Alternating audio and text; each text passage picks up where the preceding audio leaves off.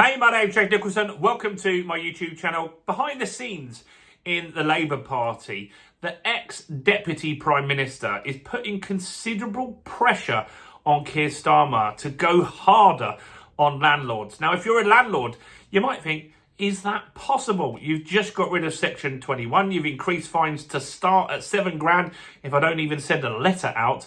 And you've got the EPC stuff coming out. Well, there's more stuff that Angela Rayner wants Labour to push on to landlords in order to turn around their popularity by the local elections in May. So in this video, I'm going to tell you what this is all about, why you must listen to this and consider it, because there's a possibility that she could be your next Prime Minister.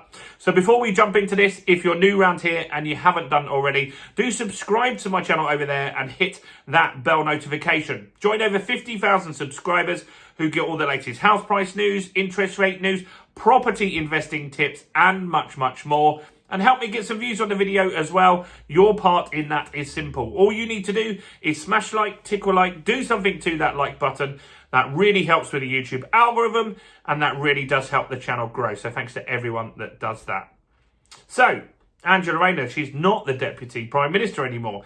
So you might think that her meddling with Keir Starmer is long gone, but it's not. She's still heavily involved behind the scenes. And a lot of people, including the betting markets, if you look at the betting markets, she is the most likely person to take over from Keir Starmer as Prime Minister. Look at Polymarket. It says she is the number one replacement option that Labour might roll out. So there's a chance that she could get into power and be our Prime Minister, because Labour are potentially looking at a bloodbath in the local elections in May. That could be big problems, and it could put a lot of pressure on Keir Starmer to step down and then get replaced by Angela Rayner. Now, prior to that, she's saying we need to do something in order to stop this bloodbath in May. We need to really fight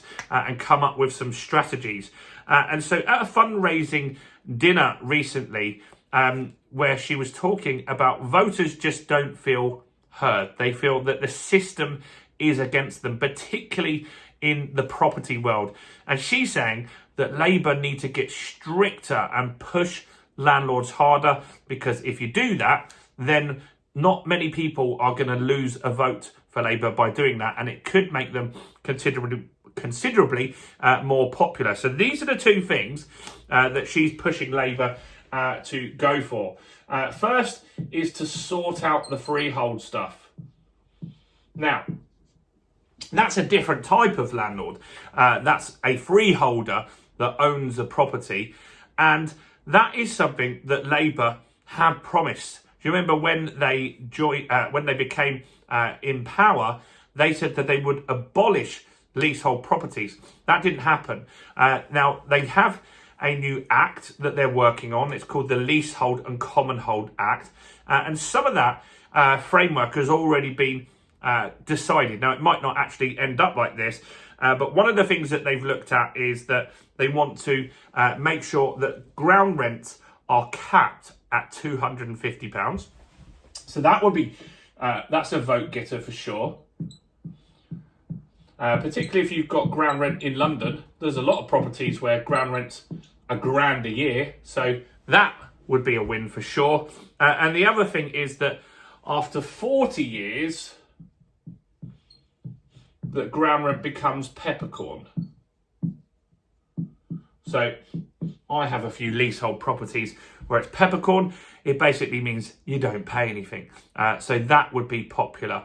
And so she's saying we need to get on with this Leasehold and Commonhold Act, which a lot of you that watch this channel come to this channel for information on what's happening with that. So the fact that Keir Starmer's getting pressure from Angela Rayner here means that they might give us another update prior to these May elections, which are very important to them and are not looking good.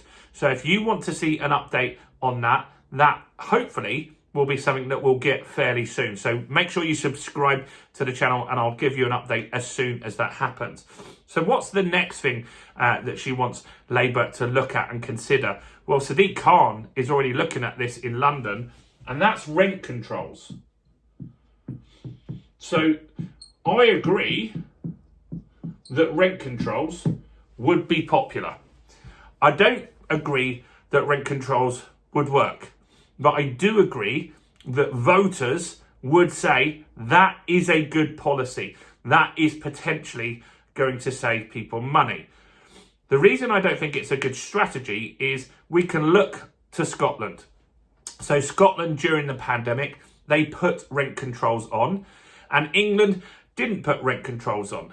If you look at the data, the cold, hard data, what happened in Scotland was rents went up 25% and rents in England went up 20% over a few year period. So it showed that even having rent controls meant that a lot of people just increased the rents massively prior to basically the rent controls coming in. Then any tenants that then left, the property could go up with the rent then. And ultimately what happened was a ton of landlords quit the market, and Scotland has a problem now where some areas, for example Edinburgh, if you list your property for rent, you can get as many as 200 applicants. And that's happening in England as well. The Midlands, there's lots of people that comment on my channel that say they have properties in the Midlands that regularly get 100 applicants. So rent controls, what often happens is they push people out of the market. They push more landlords out. And you've already got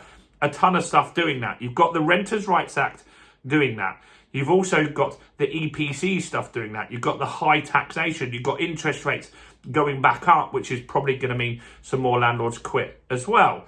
And so rent controls will probably backfire. But I could see Labour considering it, or at least talking about it. Maybe they don't actually implement it, but talking about it before the May elections definitely could get some popularity back in the Labour Party. Imagine if you have rent, it's unaffordable, you're struggling to get that monthly payment made, and a party is saying, we'll put rent controls in, that might get your vote.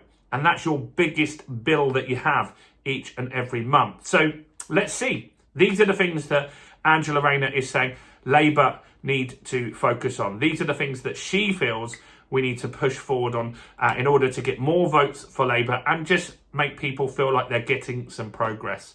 Now, one thing that is important, last week they released the information sheet. This, if you're a tenant, you need to get this in the next few weeks from your landlord. If you're a landlord, you need to get a copy of this as well. And so basically, this information sheet talks about the Renters' Rights Act, talks about basically rent increases and stuff like that. You have to give this to your tenant. If you don't give it, you could get a £7,000 fine. I've got it so you can get it easily. You can go and find it on the government website. If you don't want to do that, click below and you can download it from the link in my description. Do make sure you check out this all the videos on the channel now. We've got nearly 2,000. Maybe start with this one right here.